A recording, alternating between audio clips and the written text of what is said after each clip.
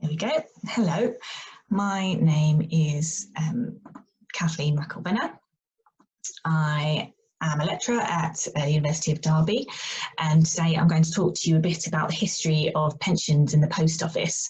So looking at the creation of them over the 19th century. It's kind of a whistle-stop tour, so forgive me if I go quite too quickly, but feel free to get in touch, and I'm happy to share my slides with Laura as well to send around. So this is where they all started.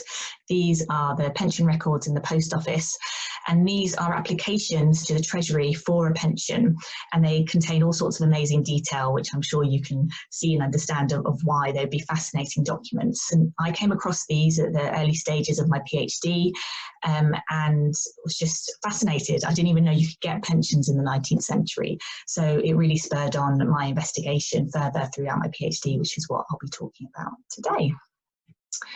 So I'm going to split the talk into two, the first half of the 19th century up to 59, which is a really important act in 1859, and then the second half of the 19th century, where there's a few different changes, but I thought you might be interested in. So as you can see in those first 60 years, there's quite a lot of discussion and quite a lot of changes to superannuations or pensions in the 19th century. Lots of acts, lots of Treasury minutes and select committees and royal commissions, which are basically lots of people getting together to discuss what they are and what they should be like. I'm going to concentrate on a couple of these and not all of them, so the important ones. So the first fundamental one comes in 1810, and it's really important to remember that this is in the atmosphere of Napoleonic Wars. The country is trying to save money, and there's also a lot of criticism on something called old corruption. So these are systems such as the civil list or pensions list, so lists of individuals or families who are being deemed by those in power, government, monarchy, of who should be getting payments, annual payments, payments for life, payments for the rest of their families' lives. And there's many critics, radicals, who are kind of saying, these people have contributed nothing. Why are we giving them this money? Some of the people on those lists are civil servants. Some of these people are working for government, and this is a way to reward them. So the Superannuation Act is brought in to bring in a more systematic way of remunerating and saying thank you for service to these sorts of people, for civil servants specifically. So this is non-contributory, and the payments to kind of put some control and reduce them in some way is based around length of service. So it will increase the longer the person worked for them.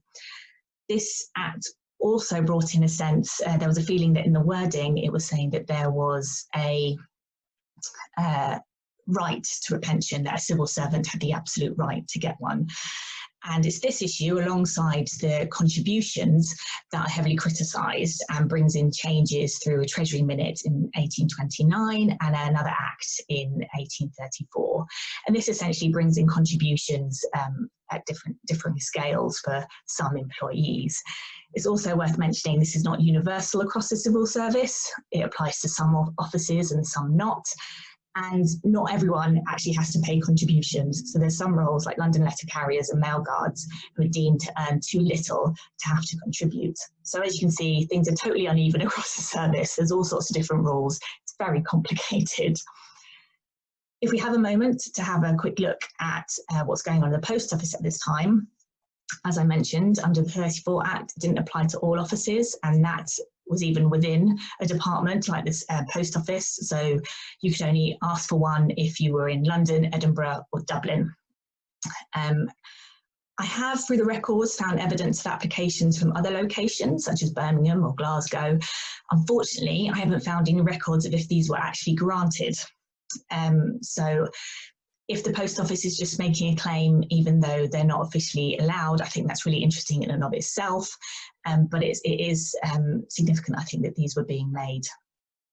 There are obviously quite localised systems as well, and these are very much based on kind of traditional ways of supplying pensions or supporting people in older age. So some of the best evidence I've found is for a London letter carrier superannuation fund. And this was started in 1807 when a new early morning delivery was put into place. So this is obviously a time period when people would pay to receive post. So in the process of doing an early delivery, and there would be monies received through fees of doing that. And this was deemed enough to kind of start a superannuation fund for these letter carriers. The other sort of systems started to pay into that as well, fines and Christmas gratuities. Notably, by the 1840s, the letter carriers are asking not to contribute in any financial way to the system and actually be removed from it. And it's quite notable, this is the 1840s. It's often known as the Hungry 40s. It's a really difficult economic time for people. Also at this time, the wider civil service is basically starting to agitate for change in superannuation funds as well. As well as it being the Hungry 40s, income tax is also introduced, which is going to really significantly affect civil servants as sort of white-collar clerical workers. It would apply to them. So there's a real movement through the civil servants for change. And part of this is the fact that they're contributing to something that partly they think they're not going to live long enough to receive. They sort of argue not many people get a pension, but also their family have no claim to it. They can't, it isn't, they have to pay for life insurance as well as contribute to this in order to support their families. This agitation culminates in the creation of a newspaper as well. So one of the leading points of this newspaper is to argue for change in the superannuation system. And the newspaper is called the Civil Service Gazette, held in the British Library, and a great read if you're ever there. This campaigning leads to discussions in Parliament. I'm not going to read this long quote, but it's just kind of an example that people such as the Chancellor of the Exchequer are coming to Parliament and saying, we need to look at this. These are loyal civil servants and they are upset, and we need to address what they're upset about and see what we can do to help them. And due to these sort of discussions in Parliament, a select committee and royal commission eventually are set up. These are really fascinating documents because they give us an insight into what people saw about the superannuations, why they were created and why they should run the way they do. So they're justified in providing this superannuation for three reasons. They said it's important for civil servants to feel safe and independent position, so not having to necessarily pay heavily into other sort of savings funds or get into debt or any of these sorts of worries. Public opinion is really important. They think it would be quite shocking for a civil servant, this is supposed to be a respectful representative of government, to have to end up, say, on something like the Poor Law or something like that. And also in ways ensuring that official work remained efficient. And this is partly efficiency in the way of keeping employees happy, that they're working, they'll work well if they're happy, but also as a way of removing those who are less efficient. So the sick, the slow, the old can then be removed from work and keep that government machinery going.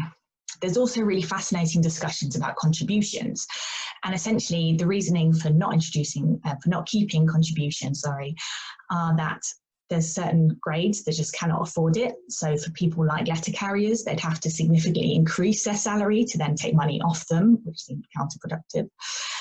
And it also removed that sense of property. It removed those sort of arguments that the civil service were agitating around, to say that this is our money, our family deserve it. It gave the power to the Treasury. It really put the ball in their court and gave them the discretion to say who got a pension, when they got a pension and how much they got. So still, even though there seems to be all these justifications, it was quite a difficult thing to get through Parliament, ultimately because it cost more money.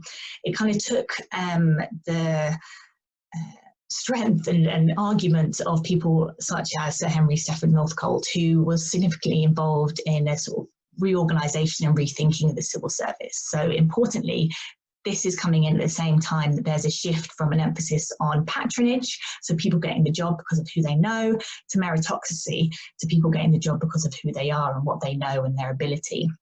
So this is no coincidence, this is coming in at the same time as exams and medical examinations as well.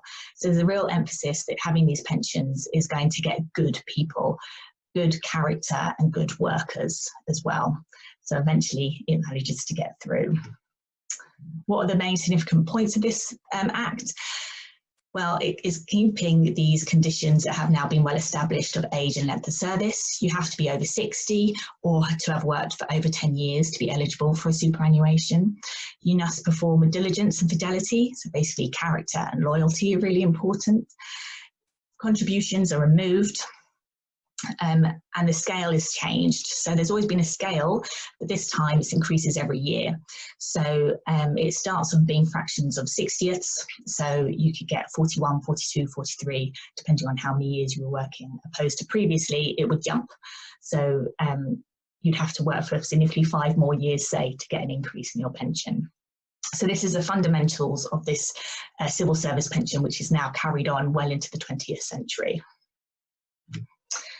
So now I'm going to look at the second half of the 19th century, which is, there's not as much change, so it's a bit shorter this half, but yeah, we'll look at some of the important parts. So this 59 Act gives us these wonderful documents. These forms are now created that departments have to fill in and submit to the Treasury in order for their employees to get a pension. So this is all the type of information that the Treasury wants to know and that they base their calculations on. There are still some discussions within the second half of the 19th century about what a pension is and how much they should be giving, though notably sort of the Select Committee and Royal Commissions tend to be looking at expenditure in the civil service as a whole, and superannuation is just a tiny part of that, of those discussions. Another notable change is the compulsory retirement at 65, which comes in 1891. But I'm going to focus a bit more on debates at the end of the 19th century. So during this time is the start of the deferred pay movement. So this is an argument put forward by the civil servants that because they are paid significantly less than people working at a similar grade or standard of work in industry, that their pensions are actually part of their salary. They are paid less because they get a pension. So that makes it theirs. And with that in mind, they say their family should have a claim to it, and that they should be able to get a payout, say if they die in service or very early on in claiming their pension. So there's a big movement and push for this. Interestingly, the old age pensions debates at the end of the 19th century feed into this. So there's one argument that sort of puts forward that all citizens, like civil servants, contribute to the economy of the country, and therefore everyone deserves a pension in old age because they're all contributing to the great and good empire in that sense. However, there's people like Octavia Hill who put forward a different argument and say, well, actually, no, all citizens and civil servants are not the same. The pension that civil servants get is part of their salary, is part of their contracted remuneration, and so it's not the same. So these debates are unwittingly feeding into and helping, giving support to the deferred pay movement, whereas the government is a bit like, well, no, it's not part of their salary, it's our discretion as the Treasury, which was kind of their reasoning for not introducing contributions. The debates get strong enough to initiate a Royal Commission. This Royal Commission doesn't go as far as agreeing with the civil servants that the pensions are part of their salary, but it does look at a way to kind of meet their grievances and try and think about what they can do to help. And they make a suggestion that essentially says if you reduce their pensions overall, we'll be able to have some money to give to their families. And this is what was taken on in the 1809 Superannuation Act. I think it's notable, it comes a year after the Old Age Pensions Act, where there's a real sort of move in government to help and support as many people as they can. And as part of this, that civil servants' family now have a claim to a pension, but at the cost to their overall pension. Notably, it doesn't apply to women, but I can talk more about women if you're interested in that as well. But that's it. Thank you very much. I'm going to leave it there, but it's a whistle-stop tour. Please do get in touch if you have any questions. This is my email and Twitter handle on there. But I hope you enjoyed it and I hope to speak to you all soon. Thank you.